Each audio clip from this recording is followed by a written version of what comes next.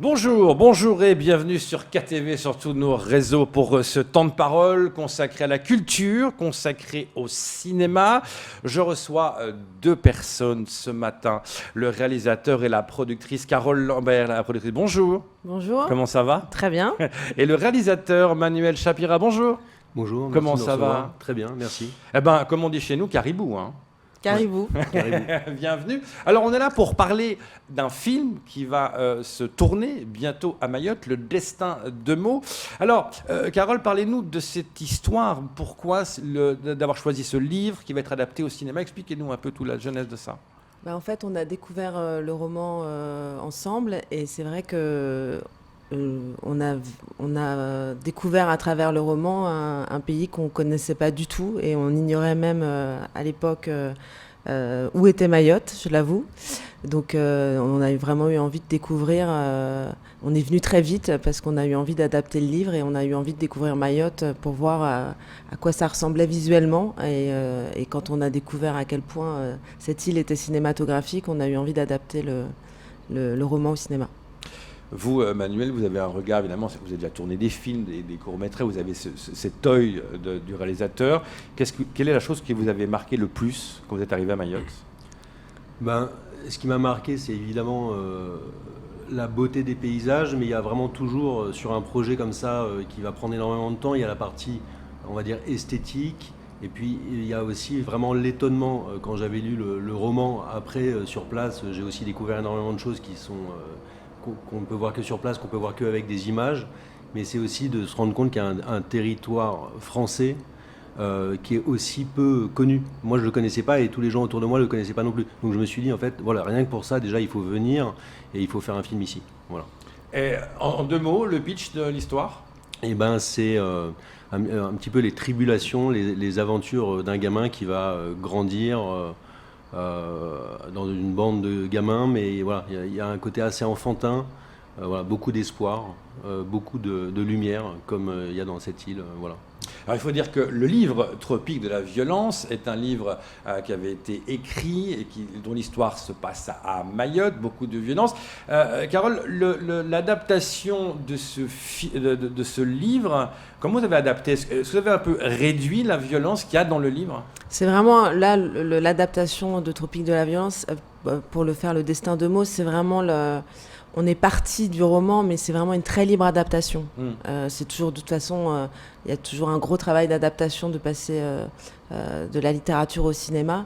Et là, nous, on a eu envie, puisqu'à travers les images, la portée n'est pas du tout la même, et on a eu envie d'être beaucoup plus lumineux et positif. Donc oui, là, il y a beaucoup moins de violence. Après, on raconte Mayotte telle qu'elle est, donc avec ses points positifs, ses points négatifs aussi, mais c'est ce qui en fait aussi l'attachement qu'on a à cette île. Mais donc c'est vraiment une libre adaptation.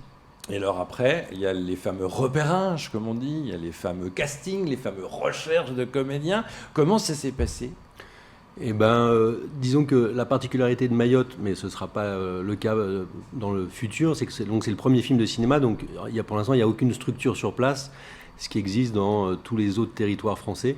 Donc en fait on s'est un petit peu débrouillé avec plein de gens ici, mais qui sont dans le spectacle vivant, mais personne n'était vraiment dans le cinéma, pour avoir des conseils, pour trouver des décors. Donc on a visité toute l'île. Le problème c'est qu'il y a presque trop de décors et trop de possibilités, donc après il a fallu choisir dans le sud quelle plage...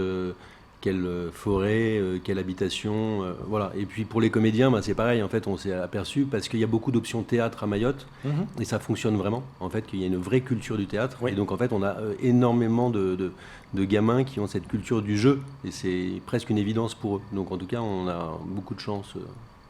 Oui, et puis il faut juste dire deux mots sur le personnage central de ce film, qui n'est pas un inconnu quand même. Il s'appelle Dali Ben Salah. Il a quand même tourné dans pas mal de films.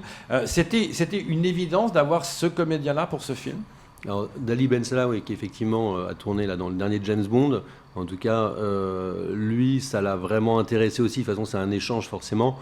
Et pareil, pour lui, Mayotte, que ce soit voilà, un endroit français, mais qu'on connaisse aussi peu, je pense qu'effectivement, ça l'a vraiment intéressé de vivre cette aventure avec nous et de faire découvrir ce territoire par le cinéma. Carole en parle, quand on pense à la production, évidemment, on pense au coût. Mayotte, c'est un sacré coût, c'est un sacré budget, non, pour tourner à Mayotte? Oui, c'est beaucoup, parce que quand on finance un film, nos partenaires financent le film tel qu'il est, peu importe où on le tourne et comment on le fabrique. Ça, c'est mon travail, notre travail de producteur. Et c'est vrai que tourner à Mayotte, à peu près, je ne vais pas du tout rentrer dans les chiffres, mais ça représente à peu près 30% de coûts supplémentaires. Surtout post-Covid, là, après la crise, c'est vrai que voilà, l'avion, les logements, la vie à Mayotte est très chère. On l'a découvert aussi en faisant.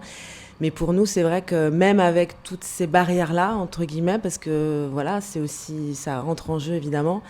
Notre envie de tourner à Mayotte, elle est restée intacte et on ne voit pas du tout comment on peut raconter Mayotte, pas à Mayotte. Oui. Mais c'est vrai. Et nous, vraiment, ce qui nous tient à cœur, c'est de raconter Mayotte. Et c'est vrai qu'on aurait pu le faire ailleurs, on aurait pu essayer de tricher, comme on dit, parce que le cinéma, c'est quand même l'art de la triche. Souvent, on voit certains films, on dit qu'on est à tel endroit, puis totalement ailleurs.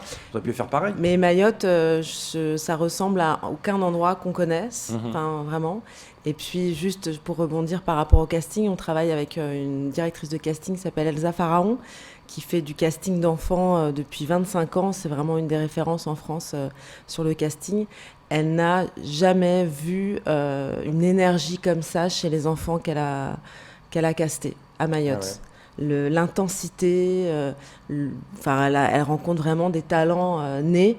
Et elle est vraiment, ça fait partie là, parce que c'est très récent, parce qu'on est vraiment au travail, et ça fait partie des surprises incroyables là qu'on a eues ces dernières semaines, c'est de rencontrer des comédiens de 13, 14, 15 ans qui sont juste incroyables et qui vont crever l'écran.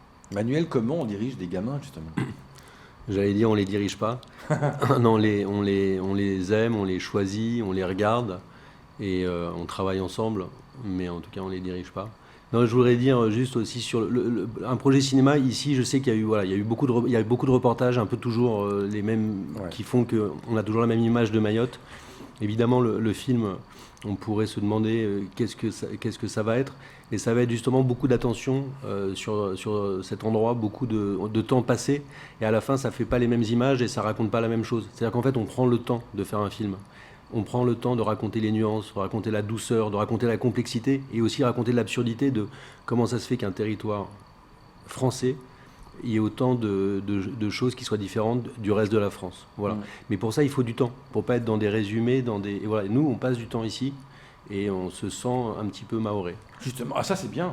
Ouais. Ça c'est bien. En tout cas, on a envie de revenir, on a envie d'y passer du temps, on a envie qu'il y ait d'autres films qui viennent ici, on a envie que ça bouge ici. Voilà. Oui, j'allais dire, c'est peut-être une carte de visite pour Mayotte quelque part, ce film-là, non? On espère que ça va donner envie à plein de gens de venir travailler ici. Si nous, c'est vrai que notre enthousiasme, il était de raconter cette histoire. Donc, on voulait vraiment être à Mayotte parce que, comme je vous le disais tout à l'heure, on voyait pas où le faire ailleurs.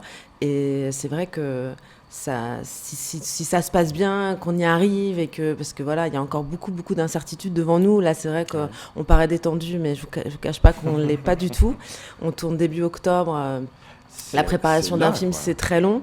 Et c'est vrai qu'en plus de la préparation d'un film qui est complexe de manière générale dans l'absolu, là, il faut aussi comprendre Mayotte, s'adapter à Mayotte. Ça prend aussi un temps. On a des équipes qui travaillent avec nous, appréhender le territoire, c'est aussi un temps qui est assez incompressible. Et voilà, il faut un peu faire avec tout ça, et c'est assez complexe. Vous savez que le tournage, c'est dans un mois? Quasiment. Un mois et demi, ouais. Un mois et demi. Comment on se sent avant un tournage comme ça, dans une île qu'on connaît peu finalement, avec des gens qu'on connaît peu également? Comment ça se passe?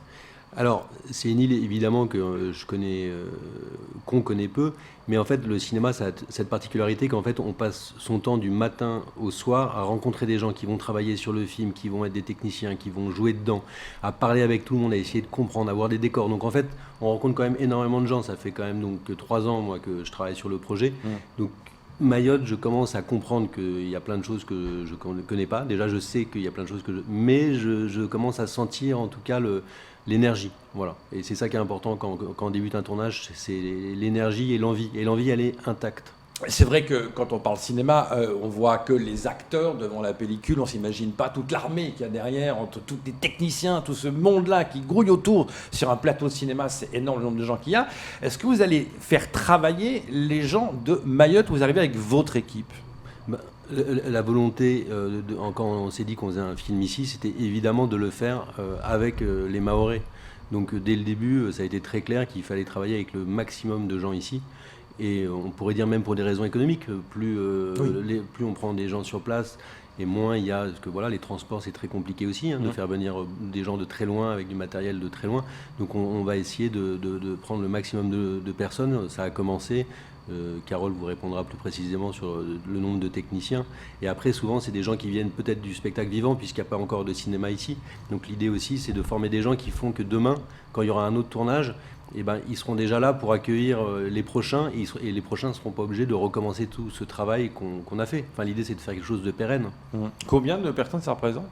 Ce qu'on essaye de faire, là, on n'a pas encore tout finalisé, mais ce qu'on essaye de faire, nous, dans un film, comme vous disiez, il y a un peu une armée, il y a un peu des chefs de département, comme on dit, il y a le département image, le département déco, le département régie, et par département, on essaye d'embaucher 2 ou 3 Mahorais avec les équipes. Les chefs de poste sont parisiens, c'est évidemment... Parce qu'ils sont formés. Ils sont formés, bien sûr. Mais clair. La transmission, en tout cas, les gens qu'on a choisis et qui font le film, le font... parce que c'est ça aussi, c'est produire et réaliser un film, c'est choisir une équipe qui va nous entourer, qui est exactement dans le même état d'esprit que nous. Donc, qui sont aussi dans cette envie de transmettre, de transmission. C'est assez chouette, d'ailleurs, ce qui se passe en ce moment, les rencontres, comment les gens, du coup, apprennent à se connaître et tout. Mais il y a de l'envie. Ouais. Donc après, le travail, on fait des métiers de passion. C'est pas des métiers où il y a besoin d'avoir fait des formations, des études. C'est si on est malin, qu'on a envie et qu'on y passe du temps, parce que pour le coup, on travaille beaucoup. On peut apprendre très vite. C'est vrai, le cinéma, une passion ? Oui, c'est une passion. Je dis juste une petite anecdote. C'est qu'on a rencontré justement des Mahorais, dont un qui est vraiment intéressé par l'image, la caméra. Il parlait avec le chef opérateur, donc celui qui fait la lumière, et il lui disait des choses vraiment hyper intéressantes. Il disait, mais comment vous allez faire ici pour filmer avec ce soleil plombant toute la journée? Donc c'est vraiment des dialogues hyper intéressants. Et justement, je pense que ça va nous apporter aussi de travailler avec des gens, des Mahorais, qui ont l'habitude aussi de ce climat qui à la fois est magnifique, mais le coucher de soleil, le lever, c'est magnifique. Mais dans la journée, comment on fait pour filmer avec autant de soleil? Voilà, c'est technique, mais c'est intéressant. On est vraiment dans la réalité. Donc la passion, c'est à la fois la technique, c'est l'humain, c'est les rencontres. Voilà, c'est un métier qui est passionnant, qui prend beaucoup d'énergie, mais aussi on en reçoit beaucoup. Il y a aussi une autre chose, parlons réalité, parlons sécurité. J'imagine que, connaissant tout ce qui se passe aujourd'hui à Mayotte, on ne peut pas passer à côté de ça, la délinquance qui est là, on en parlait tout à l'heure, avec les agressions au Chambeau. Je pense qu'une équipe de tournage, il n'y a pas un sentiment de danger qu'elle a aussi d'amener toute une équipe avec du matériel qui coûte cher, des choses comme ça. Comment ça se passe ? Alors, il y a 2 choses. On essaye beaucoup Alors, on n'est pas dans le déni, et c'est pas ce que je veux dire, mais on essaye de ne pas y penser, parce que sinon, on ne tourne pas à Mayotte. Si on commence à mettre ça devant, on n'est pas là. On ne peut pas faire ce film, c'est impossible. Donc, on essaye de le mettre de côté en le traitant quand même. Donc, on est en train, là, d'essayer de trouver des solutions, de travailler avec l'État aussi, pour que tout se passe bien. Enfin, voilà, on va... Justement, est-ce que l'État vous aide beaucoup pour ce film, pour tourner ce film à Mayotte ? Nous aide. Là, on est en train de discuter avec eux. On va voir comment. Tout est nouveau, donc c'est là où les temps sont plus longs. Donc il n'y a pas de précédent. On est les premiers, donc forcément il y a un temps de dialogue qui est nécessaire pour que les gens comprennent ce qu'on va faire, comment on va faire. Donc on est dans ce temps de dialogue. Les tournages, ce sera tous en extérieur. Parce que je sais qu'il y a souvent en extérieur, intérieur. Tout sera passé en extérieur. Disons qu'on va essayer de profiter au maximum des paysages de Mayotte. Encore une fois, je vous dis que les gens n'ont souvent jamais vu. Moi, quand j'envoie des photos à des amis en métropole, ils hallucinent. Tu vois, c'est le mot. Enfin, vous connaissez. Ouais. Donc voilà. Donc l'idée, en tout cas, c'est de raconter notre territoire que personne ne connaît et sa beauté, quoi. Et pour revenir sur la sécurité, je pense que quand on va réussir aussi à faire ce film, c'est montrer qu'on peut faire un film ici. ça veut dire justement en termes de sécurité, en termes de logistique, c'est aussi montrer que voilà qu'à Mayotte on peut faire ce genre de projet, c'est possible. Et on a confiance et on est conscient qu'il faut il faut écouter aussi ce qui se passe parce que souvent on est au courant de voilà il y a des choses qu'il faut faire, d'autres qu'il faut pas faire. Ben, on va suivre les conseils. Codes de Mayotte et savoir un peu comment ça marche. Vous avez raison de le dire. Aujourd'hui, il n'y a pas de structure pour le cinéma, il y a rien, c'est nouveau. Vous êtes les premiers, vous êtes un peu les précurseurs. Qu'est-ce qui manque le plus, selon vous, pour le cinéma à Mayotte ? Bah, rien dans l'absolu, c'est pas manqué, c'est des films. Il manque des films à Mayotte. Enfin, il manque rien dans l'absolu, parce qu'il y a tout à construire, il y a tout à faire, donc il n'y a pas une chose par-ci ou par-là, mais c'est vrai que tout est complexe, mais en même temps, enfin voilà, nous on est passionnés et on se sent aussi très chanceux. De faire ce premier film à Mayotte. Enfin voilà, moi je suis très fière, toi aussi, on va y arriver quoi. On vous a pas dit non mais t'es folle, Mayotte, ça Tout va le coûter temps. une blinde. Tout le temps. Il y a des agressions, enfin parce que l'image qu'on a de Mayotte, c'est ça quelque part, ça coûte cher. Il y a des quand on voit en métropole ce qu'on monte de Mayotte, des fois ça encourage pas à venir. On a peut-être mais ça va pas. Bah tout le temps. C'est ça notre quotidien, c'est ça en permanence. Donc on a des courtes nuits parce que c'est aussi une réalité. C'est ce que je disais tout à l'heure, c'est aussi une réalité qu'on essaye, on ne se lève pas tous les matins en y pensant parce que sinon on n'avance pas, donc on essaye d'avancer en essayant de sécuriser un maximum. C'est vrai que par rapport à d'autres films plus classiques, quand on parle des décors avec le chef opérateur, le premier assistant, le directeur de production, il y a ce qui plaît à Manuel et il y a en deux ce qui est possible. Est-ce qu'on va pouvoir être là ? Est-ce qu'on va être en sécurité ? C'est vrai que c'est la deuxième discussion qui d'habitude n'a pas lieu. Là, c'est sûr que la complexité des choix artistiques purs, elle est sans arrêt remise en question par rapport au fait que oui, mais est-ce qu'on peut ? Quel est l'endroit le plus beau de Mayotte que vous avez vu ? Vous avez dit ça, je veux tourner là-bas. Bien sûr. Alors le plus bel endroit à Mayotte, c'est une question vraiment difficile. non, mais dans le sens où, il y a des endroits de bord de mer qui sont vraiment magnifiques. Mais je pense que finalement, moi, je dirais, c'est cette forêt tropicale. Enfin, c'est une richesse. Enfin, j'ai l'impression quelque chose que j'ai vu nulle part ailleurs. Je pourrais dire aussi les collines. Je pense que j'aime beaucoup les collines en haut de Dzoumognier avec une vue magnifique. On m'a dit qu'il y avait aussi la vue depuis la maison du gouverneur, mais ça, j'ai pas fait cette balade. Elle est juste là. Ouais, mais je suis pas loin. Mais en tout cas, voilà. Non, mais c'est des vues magnifiques avec des collines qui se suivent et les couchers de soleil sont malheureusement assez courts, mais c'est des moments complètement dingues avec une lumière un peu violette. Et voilà, non, je dirais juste sur moi aussi, effectivement, à Paris, je dis à Paris ou dans toute la métropole, on nous dit, mais on a l'impression parfois qu'on vient, qu'on fait quelque chose d'extraordinaire, qu'on prend des risques. Et en fait, nous, on se retrouve là quand même avec aussi beaucoup de douceur. Je veux dire, il y a effectivement quelques faits divers, il ne faut pas du tout les minimiser, mais on se retrouve dans une douceur, une gentillesse, une générosité. Enfin, vous le savez, Mayotte, les Mahorais. Et ça, c'est important et ce sera dans le film. Et c'est vrai que pour les gamins, on parlait tout à l'heure des gamins, pour eux, c'est génial. D'avoir un film, le cinéma, ça doit les faire rêver quelque part, non ? Ils ne sont pas du tout blasés surtout, parce qu'en fait, en plus c'est un endroit où il n'y a jamais eu de film de cinéma, et donc tout le monde est super ouvert, a super envie. Alors que c'est vrai qu'il y a des endroits, à Paris par exemple, où il y a des tournages quasiment tous les jours, il y en a peut-être 10, les riverains au contraire en ont assez. Ici, c'est pas du tout le cas, donc c'est vrai que pour nous c'est génial, pour eux c'est génial, et encore une fois ça manque vraiment pas de talent. Combien de gamins il y aura dans le film ? Il y aura en tout cas sûrement un groupe, le groupe principal, ils vont être 5, 6. Après, il y aura énormément de gamins figurants et d'adultes et des hommes, des femmes. Mayotte. C'est génial. C'est une super idée. Espérons que ça va donner des idées aux autres quand même de faire ça. Vous allez débuter début octobre. Combien de temps c'est prévu à Mayotte le tournage ? Le tournage à Mayotte, il y a 4 semaines de tournage. D'accord. Et voilà. 4 semaines intensives avec toute l'équipe, toute la logistique, ça va être du boulot. Après, ce sera prévu pour quand la sortie du film ? C'est déjà dans le pipeline. Bon, il y a la Covid qui déplace un peu tout, mais oui. Après, c'est difficile de prévoir aujourd'hui quoi que ce soit. Après, on a des envies et des ambitions, donc. on essaye en tout cas d'être prêt. L'idée serait d'être prêt pour Cannes 2021. J'allais parler pour Cannes, ouais. D'ailleurs, vous le disiez, vous espériez que ce film soit... c'est vrai que ce serait génial qu'il soit à Cannes quand même. C'est une vitrine internationale extraordinaire. Ouais. On espère qu'il sera prêt pour... c'est qu'en mai 2021, si ça se tourne... donc ça veut dire que ça va être assez rapide. Oui, mais donc, ça passe. Ça passe.